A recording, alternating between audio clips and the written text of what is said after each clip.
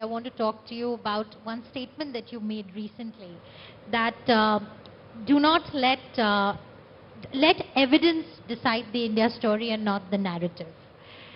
Can you tell us a little bit more about what does data tell us about India's quest for inclusive growth? Because that is one of the key principles of this entire G20 presidency as well. There are many things, right? It depends on, first of all, this constant barrage of criticism saying this is a majoritarian government, it only caters to one segment, etc. And these are such obvious things to negate. And sometimes you just have to do it.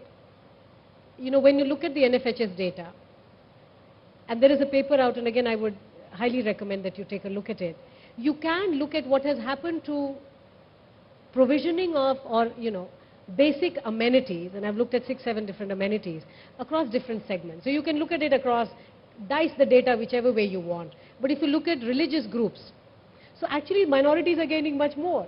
If you look at whether it's access to bank accounts, whether it's electrification, it is LPG, piped water, etc., you are seeing that it truly is an inclusive growth because you have every segment.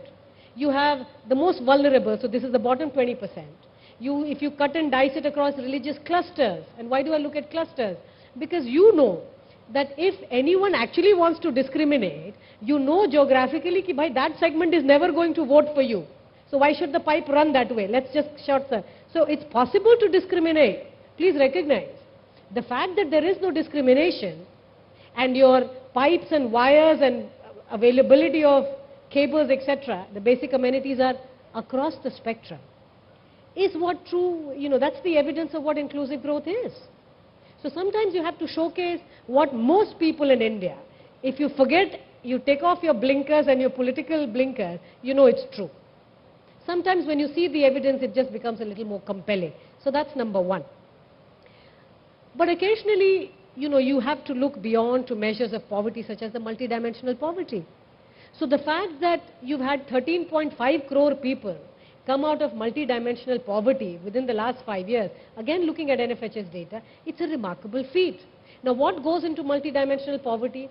It's not measures of income, because income is very noisy.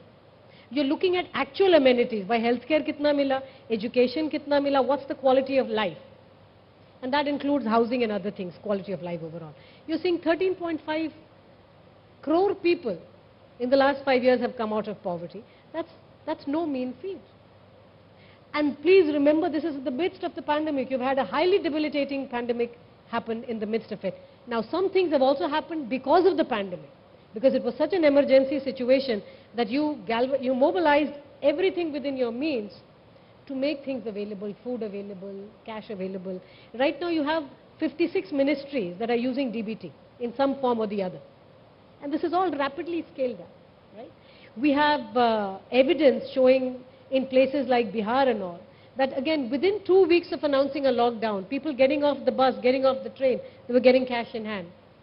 Now, all of that becoming available, please remember, this is the country that globally people expected humanitarian crisis.